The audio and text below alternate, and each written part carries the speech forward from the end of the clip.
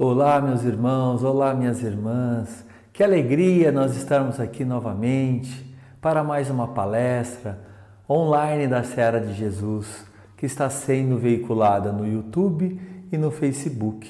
Então sejam todos bem-vindos para mais uma reflexão. Então, antes de nós iniciarmos a nossa palestra, convido a todos que fechem os olhos. Vamos agradecer a Deus.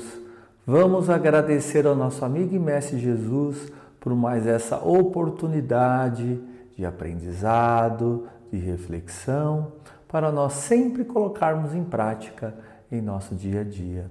Que assim seja, graças a Deus. Meus irmãos, dando continuidade à nossa obra de estudo, que Emmanuel traz para nós, psicografado pelo Chico Xavier, nosso irmão de luz, amigo, e o livro é Caminho Espírita. Nós já estamos há algumas semanas estudando esse livro magnífico e hoje o tema é Kardec. Como vocês estão vendo, nós colocamos aqui para vocês a capa do livro, da biografia de Kardec. Quem é o autor dessa obra foi Marcel Souto Maior, uma obra magnífica, que ele também é o autor das Vidas de Chico. Muito interessante esse livro, tanto é que esse livro deu origem ao filme Kardec, filme maravilhoso, muito bem elaborado, que mostrou para nós a vida desse irmão magnífico que codificou a doutrina espírita, todo o Pentateuco da doutrina espírita, Kardec dedicado, ele, através de mais de 200 espíritos de alta hierarquia, ditaram para nós o Livro dos Espíritos e as outras obras que nós vamos falar a seguir. Então nós colocamos aqui, a capa desse livro para vocês consultarem, adquirirem esse livro. Na livraria da Seara nós temos esse livro disponível à venda, mas também vocês podem também adquirir essa obra não só pela internet ou outras livrarias espíritas, tá bom? Então, falando sobre Kardec, o nome Kardec, o nome dele mesmo de batismo era Hippolyte Léon Denisard Rivail. Ele nasceu, então, em Lyon, na França, no dia 3 de outubro de 1804. Vamos falar rapidamente aqui, sobre um pouquinho sobre Kardec e sempre reforçando, vão atrás para pesquisar, aqueles que querem pesquisar e saber um pouco mais da vida de Hippolyte Léon, antes, de usar, então, o codinome Allan Kardec.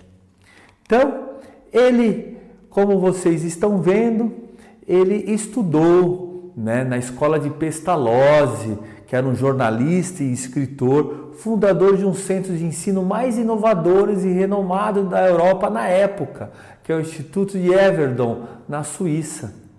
Então ele sempre falava que a época era de ensinar e não de julgar e criticar. Olha como ele já estava à frente do seu tempo, quando ele tinha essa fórmula, esse método de ensino, e Kardec estudou lá. Então, como vocês estão vendo, aos 10 anos ele foi matriculado, então, lá nesse internato, nessa escola de Pestalozzi, e os princípios na época, da Revolução, a Revolução Francesa, estava muito arraigado, que são os princípios de fraternidade, liberdade e igualdade, pelo estudo do livre pensamento, dos construtores da verdade, dos filósofos. Então, Kardec nasceu justamente nessa época do iluminismo, um momento bacana, como vocês estão vendo. E Kardec, o Rivail, ele lançou mais de 20 livros didáticos adotados pelas escolas da França. Teve o curso prático e teórico da aritmética e ele publicou aos 18 anos de idade. E olha só, que ele já dizia nas suas obras, não se trata de ser mais sábio, porém melhor sábio. Olha, ele ficou por muito tempo, como vocês estão vendo, como referência esse livro. Então, Hippolyte, ele já era Rivaio, né? Podemos chamar já de Rivaio pelo sobrenome. Ele já era conhecido na França como um pedagogo.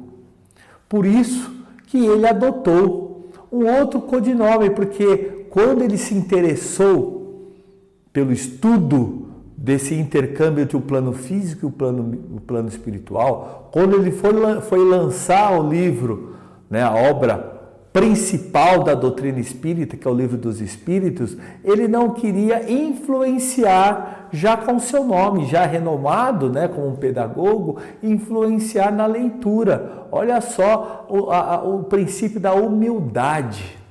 Então, por isso, ele adotou outro nome, o codinome, como Allan Kardec. Então, falando ainda sobre o Rivaio, né, ele foi sempre um estudioso, ele estudou 19 anos da hipnose, do sonambulismo e o poder curativo dos fluidos magnéticos.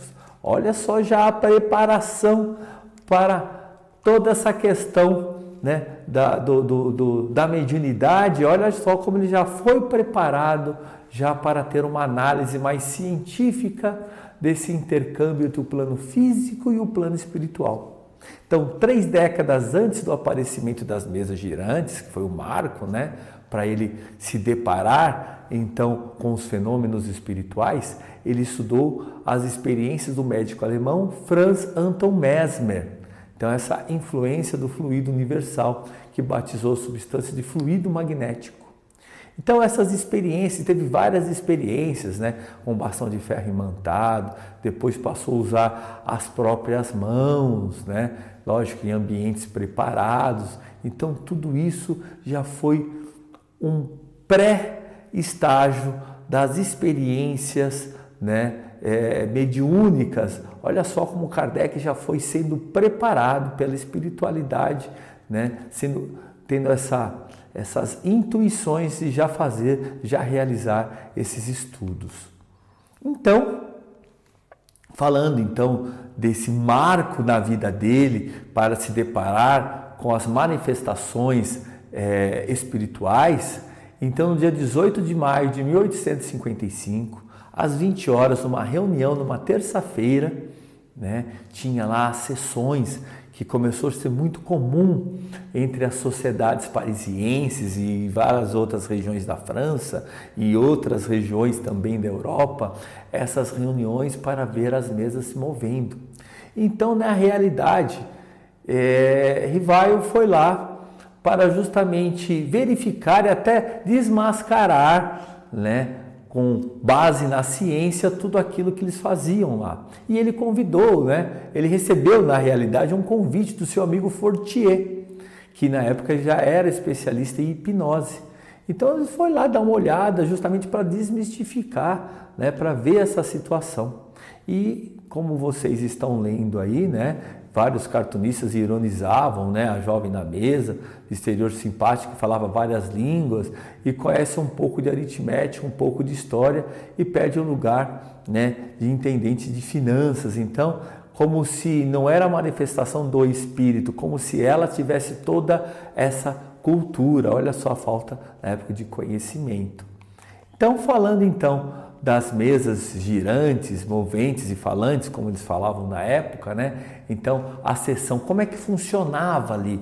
A sessão iniciava com uma prece, né? Sempre uma fala de uma anfitriã, e aqui vocês estão vendo aí, né, como é que era a prece. Eles sempre chamavam para se concentrar, né? Pedir a Deus que o abençoasse naquela noite.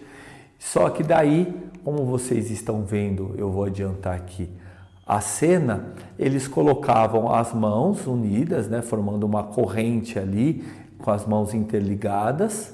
Vou voltar aqui, a encontrar os dedos mindinhos nos dedos mínimos dos seus vizinhos, formando então a corrente, como vocês estão vendo aqui na figura. Então, e toda a conversação desse intercâmbio entre o plano físico e o plano espiritual eram feitos através das pancadas, né? Das pancadas na mesa. E aí eles começaram a codificar na forma de alfabeto. A, uma pancada, B, duas pancadas e assim sucessivamente. Só que isso, para que tenha uma resposta inteligível, começaram a fazer perguntas mais complexas. Então, um desses desafios foi dito o seguinte: para essa inteligência, que eles não sabiam ainda que eram os espíritos, que essa inteligência, então, respondesse com 12 palavras a definição de infinito. Olha só que pergunta complicada. Em 12 palavras a definição. E aqui está para vocês. Olha só que essas inteligências responderam. Abstração idealizada que vai além de tudo aquilo que os sentidos concebem. Podem contar, meus irmãos, podem contar que aqui constam 12 palavras. E para não ter certeza disso, fizeram uma segunda pergunta. Para definir, então, em 12 palavras, fazer a definição da fé. E olha só, a fé deifica aquilo que o sentimento revela e a razão explica. Olha só, vocês podem contar. São exatamente 12 palavras. Então, isso tudo para mostrar que há uma inteligência nessa manifestação física, vamos dizer assim. Há uma inteligência por trás. Era isso que eles queriam mostrar. Não era só uma simples manifestação mecânica. Era uma manifestação inteligente, né? Olha só como era feito na época. Então, através dessa observação, Kardec, então, durante 10 meses, observando, ele acabou chegando na conclusão que o espírito satura a mesa com seu próprio fluido, combinado com o fluido animalizado do médium, ou seja, o intermediário entre os espíritos e os homens, né? Essa manifestação. Então, esse encontro, né? Tendo como elo, né? O mundo dos espíritos e o mundo material. Então, por esse meio, a mesa fica momentaneamente animada de uma vida fictícia. Então, obedece à vontade como faria um ser vivo. Por seus movimentos exprime alegria, cólera e os diversos sentimentos do espírito que dela se serve. Olha as primeiras definições que Kardec chegou à conclusão após 10 meses de observação. Olha que interessante. Então, desta forma, né, justamente verificou-se através dessas experimentações que quando nós falamos que espiritismo é uma ciência de experimentação. Então, Kardec verificou através desses longos 10 meses de experiência com as mesas girantes, né, podemos falar falantes, verificaram o quê? Que os espíritos, eles mesmos dominaram assim, se denominaram assim como espíritos, né, e chegou na seguinte conclusão. Olha que interessante. Kardec chegou na Revival, né, nesse momento, melhor rejeitar 10 verdades como sendo mentira do que aceitar uma única mentira como sendo verdade. Olha só, Kardec não se contentava com uma simples amostra, ele tinha que ter várias amostragens e esse foi o método que nós vamos depois ver a seguir, né, nas obras. Ele não aceitava uma única comunicação.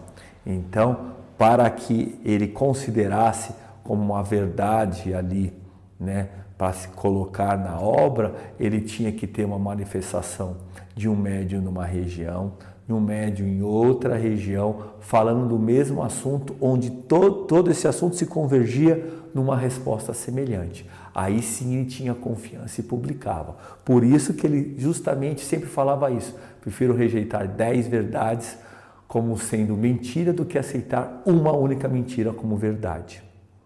E Zéfiro, né, diz que a mensagem que os espíritos transmitiam deveriam ser confrontadas e avaliadas com bom senso e discernimento. Zéfiro foi também um irmão desencarnado, um espírito que auxiliou muito Kardec.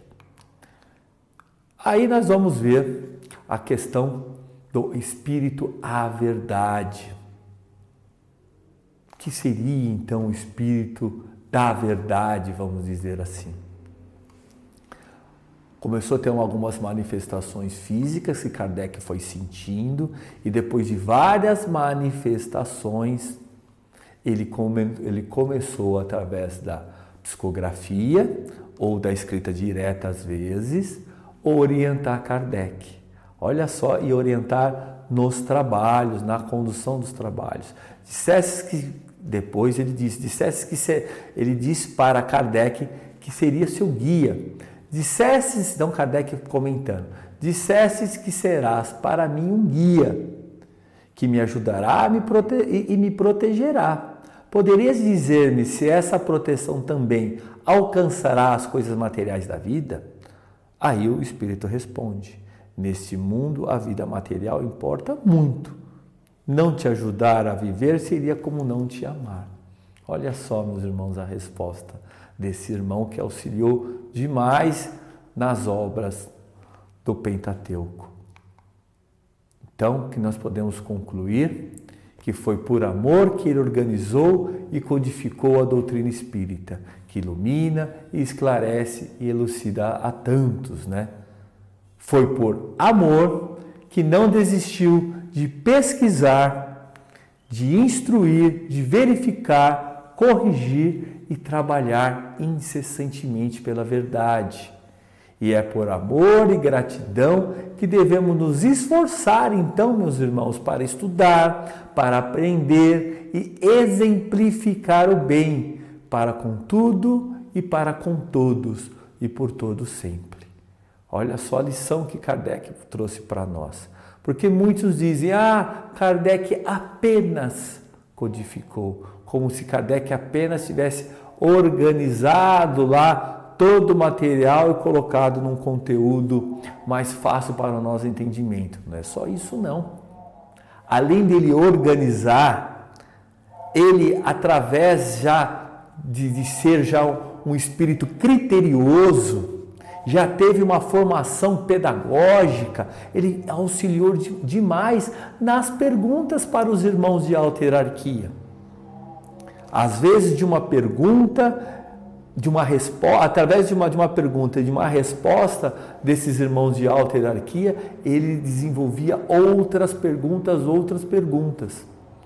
Por isso que o livro dos Espíritos há 1019 perguntas, porque ele foi criterioso ao elaborar as perguntas, que se fosse outro, com apenas uma resposta ele já se dava por satisfeito. Mas Kardec não, Kardec era criterioso.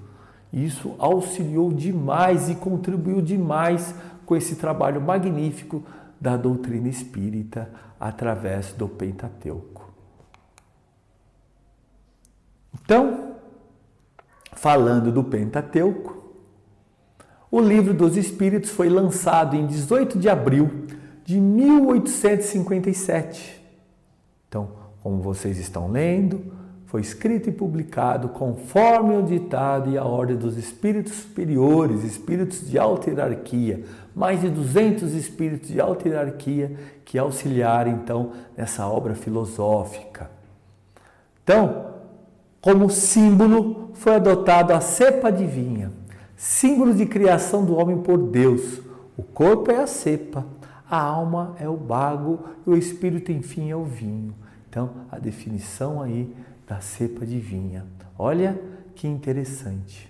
Então, os princípios da doutrina espírita sobre a natureza dos espíritos, suas manifestações e relações com os homens, as leis morais, a vida presente, a vida futura e o destino da humanidade. Tudo isso consta no Livro dos Espíritos. E agora, como vocês estão vendo, o Livro dos Espíritos é a matriz das outras obras, né? Da Gênese, como vocês estão vendo, o Livro dos Médiuns, do Evangelho segundo o Espiritismo, do Céu e Inferno. Então, através destas 1019 perguntas, através desse critério, de ser criterioso, de Allan Kardec ser criterioso nas suas observações, nas perguntas feitas aos irmãos de alta hierarquia que auxiliaram, além das 1019 perguntas, muito bem feitas, muito bem direcionadas em partes e tal, desenvolveu então as outras obras. Então, o Livro dos Espíritos, como vocês estão vendo, com uma indagação filosófica, quem eu sou? Já a Gênese, que são das questões 1 a questão 329, como a primeira questão, que é Deus? De onde vim? Já a segunda parte, que é da 330 a 613, o que sinto? Todas essas questões da mediunidade, né? E lógico, o Evangelho segundo o Espiritismo, que é a nossa base, né, para a conduta moral cristã, é porque sofro, que são das questões 614 a 919. E não podemos esquecer, que é muito importante também, o livro Céu e Inferno, né? Filosoficamente pensando para onde vou, que é das questões 920 a 1019. Então a Gênese, meus irmãos, como vocês estão vendo, ela foi lançada, como vocês viram, em 1868, ela fala dos milagres, ela fala das predições segundo o Espiritismo. Então, aí já é um resultado, então, né, dessa ciência de experimentação, né? Aí é dito na obra que a ciência é chamada a constituir a Gênese de acordo, lógico, com as leis da natureza. E nesta obra vamos verificar que Deus prova a sua grandeza e o seu poder pela imutabilidade das suas leis. Nós vamos aprender muito com essa obra. E nós temos, lógico, como vocês estão vendo também, o Livro dos Médiuns, né, que foi lançado, né, em 1861. Esse é o guia prático destinado aos interessados em educar as aptidões mediúnicas. Vejam bem, meus irmãos, é educar e não desenvolver. Muitos confrades espíritas erroneamente falam desenvolver a mediunidade. Não é desenvolver, é educar. Como a mediunidade ela é um atributo orgânico, nós vamos educar e não desenvolver. E além de educar as nossas aptidões mediúnicas, decifrar todos esses mecanismos da comunicação entre o plano físico e o plano espiritual, né? E através desse estudo que Kardec fez na época, verificar as comunicações autênticas e as fraudes, né? Então é muito interessante, meus irmãos. É também um guia para todos os trabalhadores de um centro espírita e também para todos nós que começamos. Uma coisa é ter os 5 sentidos. Quando começa a abrir o 6º sentido, uma hora estou bem, uma hora não estou bem de novo. Quando começa a oscilar, é aquela vontade do nada de chorar. Seria muito interessante que todos tivessem acesso ao Livro dos Médiuns, porque, como já foi dito, o que eu sinto, né, vai começar a entender melhor algumas que nós podemos dizer, que tem até capítulo que fala sobre os sintomas da mediunidade. Nós temos, obviamente, como vocês estão vendo, o Evangelho segundo o Espiritismo, que foi lançado em 1864. Né? Como diz uma mensagem forte de João Evangelista, para nos tornarmos fortes e pacientes, porque aprendereis que as provas são uma dádiva assegurada do progresso. E foi muito engraçado que o primeiro título, né, que foi sugerido por Kardec seria A Imitação do Evangelho segundo o Espiritismo. Aí não ficou muito bem, aí resolveram lançar o Evangelho segundo o Espiritismo.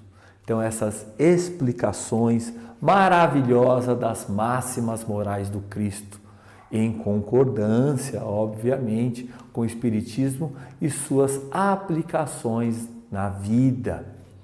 Então fala muito da fé inabalável, né?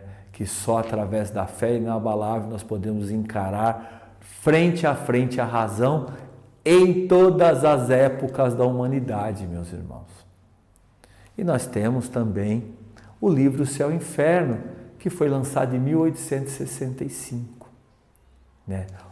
Também é conhecido como o Céu e Inferno ou a Justiça Divina, segundo o Espiritismo, que é um exame comparado das doutrinas sobre a passagem da vida corporal à vida espiritual, sobre as consequências dos nossos atos, né?